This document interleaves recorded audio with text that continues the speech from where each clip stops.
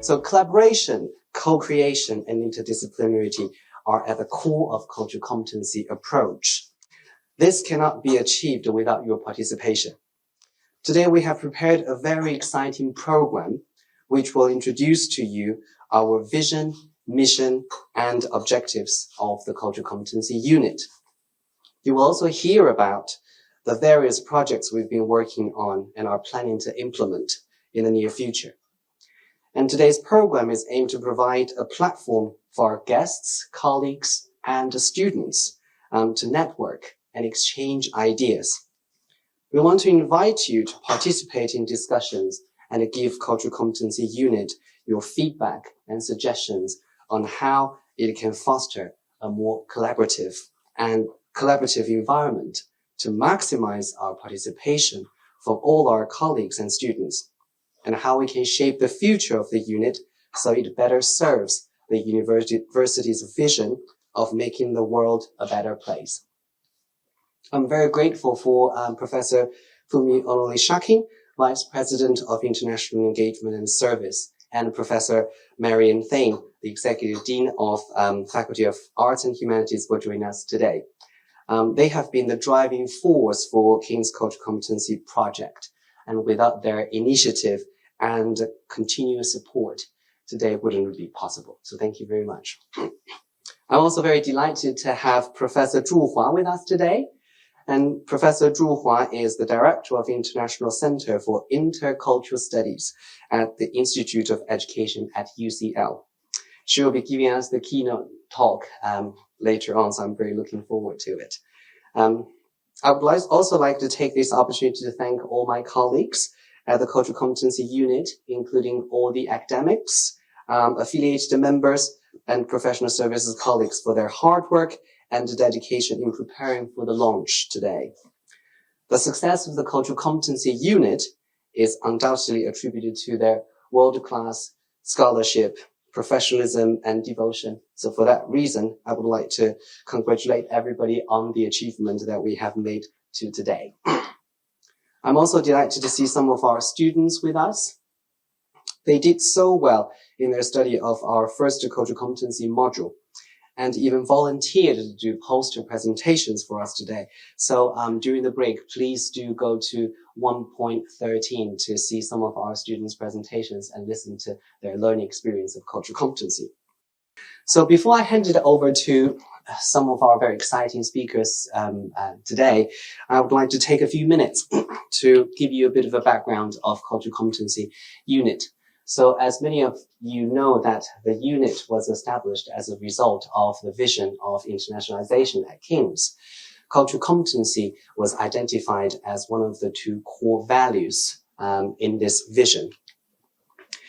We are homed in the Faculty of Arts and Humanities, but we reach out across the college. We started as a very small team. There were just 4 of us, but this year, we become a larger team, have 7 academics.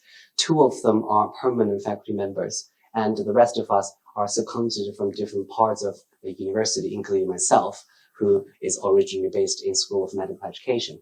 This is really just to celebrate the inclusivity and collaborative approach that we're taking in the university, and we're kind of benefiting from this interdisciplinary college. We also work extensively with our affiliated members. So some of them you can see here are those who work very closely with us on various projects, either on research or on education. So I'm very grateful for their contribution to our projects.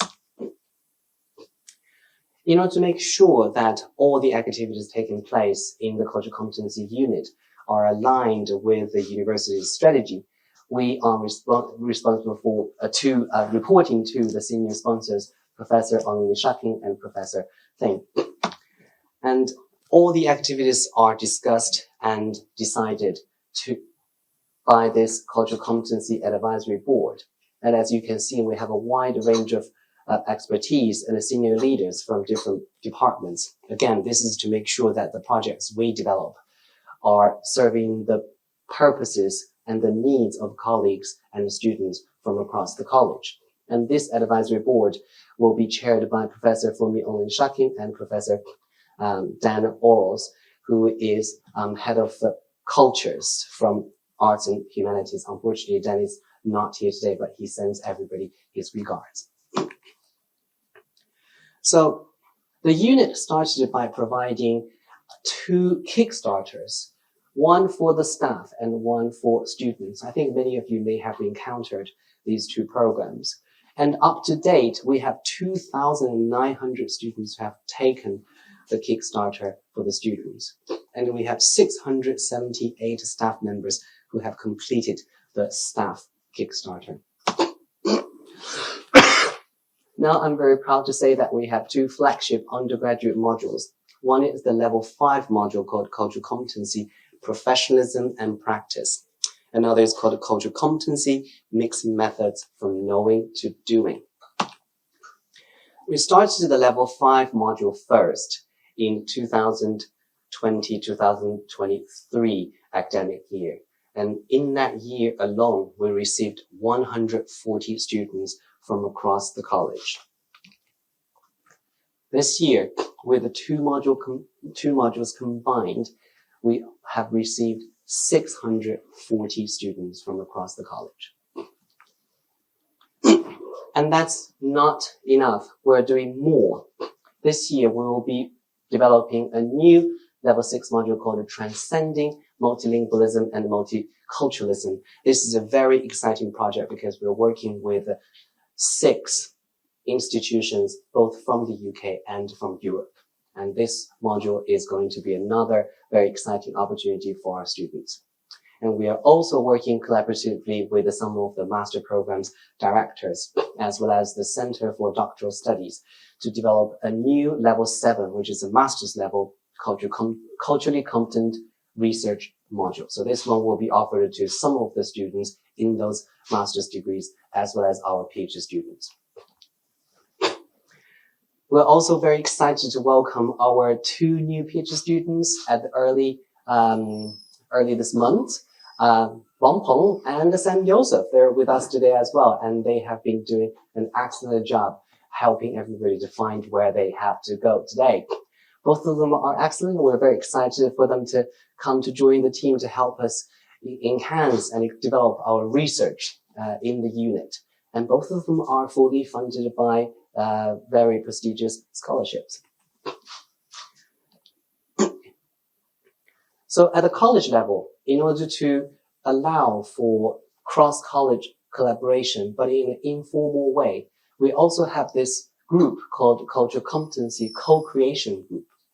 And this group is basically a platform for all the colleagues from different departments, faculties to come together to, as well as the students, to think about the projects on cultural competency that they would like to do. And this is the kind of a peer support place. You just kind of bounce off ideas. Nothing needs to be committed. The way we support this group is by establishing special interest groups. At the moment, we have 2 fully formed special interest groups, which we call 4C SIG. So the Cultural Competency Co-Creation Special Interest Groups. The first one is led by my colleague from Faculty of Life Science and Medicine, Mandeep Gil Sagu. And this project is looking at co-creating videos with the students for cultural competency education, particularly on microaggression. And they're just concluding this project, and they will be hosting a dissemination session next week. So if you're interested in watching some of the videos they have created, then you can sign up to the event. There is a QR code and the link. And the second special interest group is led by Flora Smith-Sara from dentistry and Jalil from Folsom. This is called this group is basically looking at a collaborative approach to develop cultural competency education across all the health faculties. So that's the ILPPN, FODOCS, Folsom, and nursing faculty. So if you're interested in knowing more about what we do at the Cultural Competency Unit, or you want to know about the 4C, or if you want to establish your own special interest groups, please have a look at this website, and there's information about how you can send in an application form for us to consider you to establish a special interest group. And once a special interest group is established, there will be an opportunity for the Cultural Competency Unit academics to provide designated support for your agenda. So on that note, I'm very looking forward to hearing from some of you, or you can become, one of us if you like.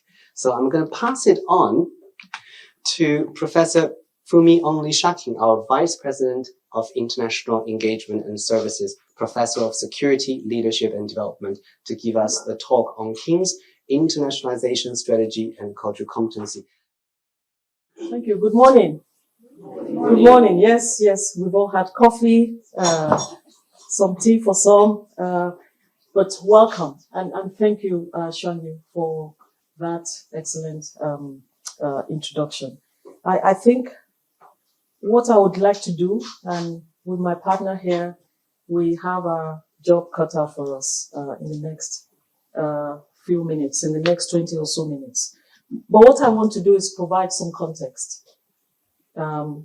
I think you already did that in some sense, Shani. But I think the context of King's strategic vision, I think that context is important to lay bare again, because we're making history today. We're making history by actually launching a unit that started as maybe a big idea. I was going to say a small idea. It started as a big idea. And if I recall, our senior colleague, Professor Evelyn Welsh, who is now Vice Chancellor at the University of Bristol, at the time when I came up with these two ideas and two core values that should define our internationalization, she did tell me years later that she was skeptical. She thought cultural competency for the whole of this institution, to mobilize an entire institution around, that would be difficult to do. But I'm pleased and proud to say that even though it was challenging, the kind of partnership that I built almost from day one with Professor Mariontain made it less challenging. But I want to, because we're making history today, I think it's important to set the context in two ways. The context of King's strategic vision at the time that I took over this portfolio that had international as its core, but also the context of King's itself, the people that made the agenda what it is today. And I think that there's no question those who were, who I was chatting to at the start understood that I found something deeply flawed about the simplistic measures of internationalization by ranking institutions. And of course, by the self-serving sort of agenda of the universities that claim to do internationalization. And why do I say that? It was, and still largely is, about the presence of international students and staff, and their mobility, studying abroad, staff exchanges. And when you see the times higher, of course, we have benefited from this at King's. We have nearly 40,000 students, more than 10,000 staff. Half of them, or let's say at least 40% of our staff and students are international. But of course, a diverse community of UK-based people as well. And so when the measures of internationalization are put out there by Times Higher, what do they look at? They look at the numbers of international students and staff. They look at, who goes and how we go abroad. But they look, those two things, international students and international staff, yes, but as far as I'm concerned, the one thing that is credible is the amount of work we do with institutions and partners and academics and so on that are based outside of our country of origin. That measure is great. It tells you that you're working across borders in one form or the other, and they look at the publications we have with them. I think they should look at more things than publications, of course, but at least that's a good start. Because to my mind, if we don't ask about the quality of life of the students and staff that occupy the space, then we don't have the full story. Are they thriving? Do they come together to try to make the impact in the world? And why are we looking at only one category of people in those institutions? Anyway, that was the starting point. But I was privileged to be working with a president then, as I am now, that had great ambitions, right? Strategic ambitions expressed through Vision 2029 was part of a process of consultation across Kings. Of course, it sounds like, yeah, all lovey-dovey to say to make the world a better place. But the real challenge for us is when we say that, and we also say that we're an international community that serves the world, and that's the service element of the portfolio I hold at the moment. I felt that we need to be distinctive. We need to say what it is we will do differently in order to truly begin to work towards, to demonstrate our commitment to that strategic vision. So as VP International at the time, I sought a conception of internationalization as an agenda with deep internal roots along with its global orientation. I don't reject its global orientation. It's its internal roots that I question, because I think as universities we have been woolly about this. And therefore the questions I put to us at the time were the following. Can we be an international community that serves the world if members of our community, students and staff, do not all have the assurance that they can thrive at King's? And this speaks to questions of attainment gaps, if you like, disabilities, race, geographies, genders. These questions loomed large internally. We had communities that did not always feel a sense of, that they were part of the whole, that they were equal parts of the whole, for all a variety of reasons, not just for two. I know that George Floyd came and then we got in the direction of answering questions about race. Before then, we asked questions about gender, but the diversities of 50,000 people in an institution, are things that we should see as both a blessing and a challenge to be overcome. And therefore, the thing we call EDI today was not necessarily in existence at King's. But the second set of questions I asked was, how can we as King's people across research, education, the professions, and students come together to be more than the sum of our parts? Because if we're not more than the sum of our parts, we cannot be that institution that is saying wants to make a world a better place, or be that international community that will serve society. I then asked, what is the change we will make, and what will distinguish our impact in the world, the impact we make in the world around us? And when I speak global, I also mean local, by the way. I mean from inside of King's to the liminal spaces to the external spaces as a whole, local, national, and global. Finally, I asked what values define us, or what values should define us if we would be that international community that served the world. It took 18 months because I asked these questions across the whole of King's. Those of you that were around then understand that I did all of the consultations with students, with staff across all 9 faculties, brought together arts and sciences, brought health schools together. And I took from the survey as well, apart from the consultation that went around the college. Of course, the survey tried to identify people who do global, who do internationalization, and to interrogate how they defined it. We came up with the internationalization strategy that you were describing earlier. And therefore, the core values of cultural competency and global problem solving was what we came up with. I would like to say proudly together, right? And we came up with that. And in a sense, I sometimes say, should it have been cultural competency for global problem solving? But in the end, I still agree that they're separate and interrelated. Separate but interrelated. And the argument is this: what we see depends on where we stand, right? We cannot seek to solve problems around us, or indeed the global problems we seek to solve, if we cannot see the perspectives of the other, and the other in its diversity, in our diversities across Kings. And therefore, the principles that undergirded this were, one, that charity begins at home, And we need, therefore, to seek personal and collective transformation, the transformation of the whole, if we will achieve our strategic vision of making the world a better place. 2, that we need to work across difference, right? If we cannot work across difference in all of those diversities that I talked about, multiplicity of diversities as communities that are being one community at King's. If we cannot work across difference, we cannot even begin, if you like, to solve the problems that we're talking about. And I should also say in that respect, I've always been clear that in order to solve the wicked problems of our time, it means working with people we don't even agree with.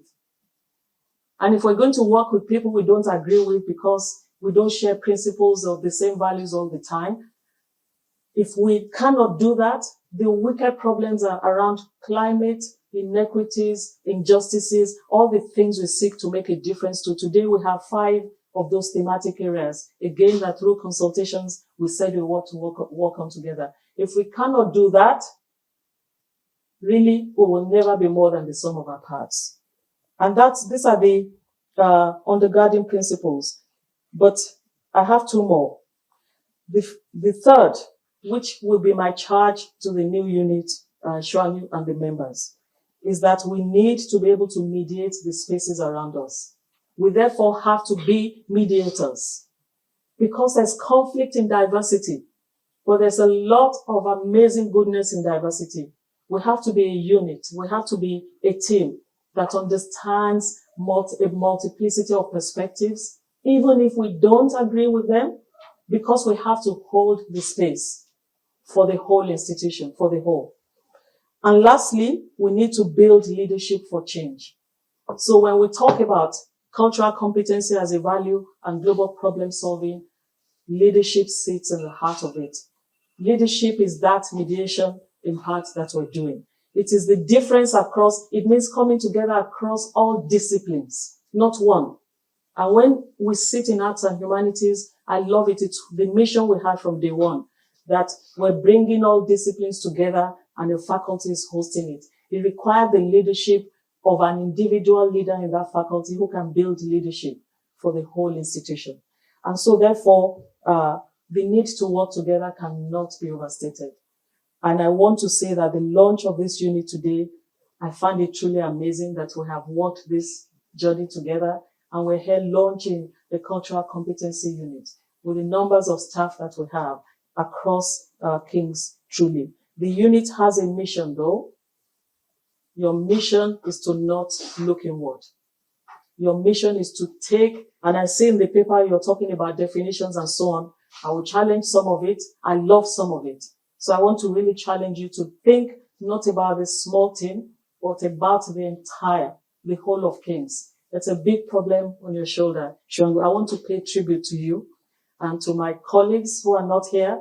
I can't mention them by name, but I want to really thank Marion for being a partner par excellence. And I welcome the new members of the unit. And I really thank you. Thank you so much. Hello and welcome. I'm actually going to start by just celebrating a few people. This was all initially Funmi's vision. Without Funmi, we would not be doing this. I have been honoured to be a partner in building this, in finding a way to make this a reality within the institution. But it was from Funmi, as she says, it was quite an audacious idea. I'm not sure how much anybody thought we could do this. But we showed how working in partnership, we can achieve these things. And what I really love about this initiative, coming from a senior leader at King's, is that it is showing, not telling. It's not saying, let's set up a framework and collect a lot of data and measure how well it's not that kind of initiative. It's, no, let's actually make a difference. Let's actually do something that transforms this community as a way of starting to transform the world. And I just think that's quite rare coming from a university senior leader to seek to effect change, to show rather than tell. And I think that's the really, really special thing actually about this initiative. It's also what made people think, wow, can they really do it? The next person I want to celebrate though is Shuanyu, because it's now Chuang Yu's vision as well. And Chuang Yu is just such an incredibly dynamic force. Chuang Yu, I know we've talked about all of the things you want to do, how you want to develop and expand it. I think this is now going to grow beyond anybody's wildest dreams and expectations.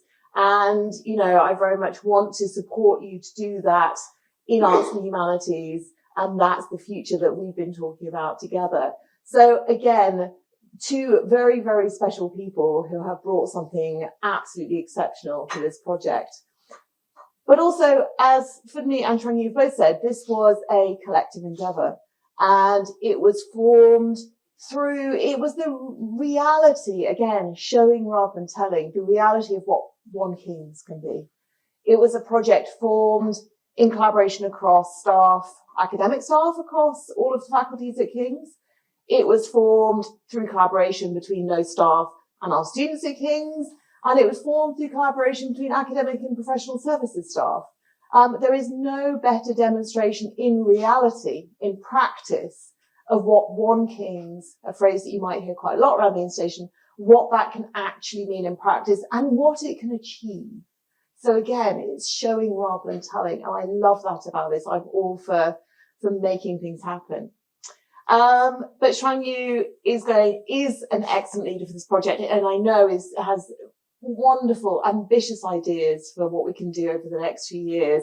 And I'm super excited about that and super excited about helping to support that. The third person, though, the third individual I really want to celebrate, and it's the person who, as Fudni and Chuang Yu said, can't be with us today, is Dan Orrells, who is going to be taking over from me as the sort of more involved, active faculty sponsor of this project. He's head of cluster of the Cultures Cluster. He's an absolutely amazing individual. He will be the wonderful third piece, I think, to this team. And it couldn't be better situated than having that bit of leadership from within our Cultures Cluster within Arts and Humanities. So is the embodiment of One King's, it's also absolutely the embodiment of making the world a better place. Whether we see that as seeing through the eyes of others, walking in others' shoes, again, it's making that a reality, making that come to life for King's. And I love, for me, what you said about we need to start at home. We need to transform our community. We need to be there for our community before we can do anything else. And I think that's absolutely right. And this initiative is also working very closely with the Global Cultures Institute within Arts and Humanities. The Global Cultures Institute is a new institute. It's a cross-college institute, again, led from Arts and Humanities, but very much across the whole college. And its mission is to enable us to have better conversations across boundaries, whatever those boundaries are, whether they're boundaries to do with sexuality, gender, race, whatever language. That institute takes the mission of allowing us to talk across what have become quite recently, in recent years, apparently really entrenched culture war type trenches rather than just boundaries. And, that's the enemy to any of us getting anywhere.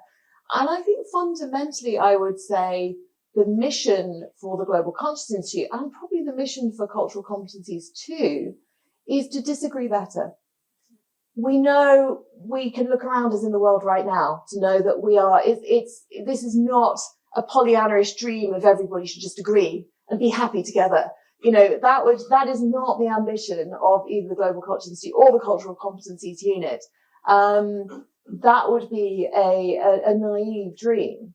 But I think what we can support and what we can work towards is disagreeing better. And what disagreeing better means is being more informed in our disagreements, understanding better in our disagreements, being able to at least see what it is that we're both saying in a discussion. And it's amazing how often disagreements turn out not to be disagreements when you actually dig down and look at what each individual really values, really wants, and is really anxious about, quite frankly. And by having better conversations, by having deeper conversations, by having more conversations, more informed conversations, disagreements often fall apart, right? Just as agreement can fall apart, quite frankly, when you dig deeper. So disagreement can fall apart when you dig deeper and you find actually people are not disagreeing on as much as they thought they were. But equally, as I say, it's not a Pollyanna-ish vision that we must all agree, very much not so. It's very much about being able to handle the disagreement better, being able to learn from the disagreement, being able to move forward with disagreement, actually, not finding that as a break point or a stasis point that stops us being able to move forward. And, you know, as I say, we can't be talking about this at a more important moment with what's going on globally in the current today. There has never been more of a need for this.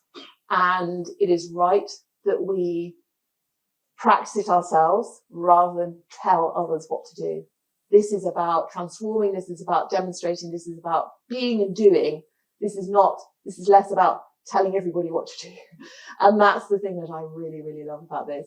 So that's all I want to say by way of introduction, because I try and you started by saying it's really important today that we all have the time to talk to one another, that we have the opportunity to do more of bringing this network to life, because this is, at the end of the day, going to work by having everybody feeling ownership, feeling involved, and it is your project. It really is your project. Thank you very much.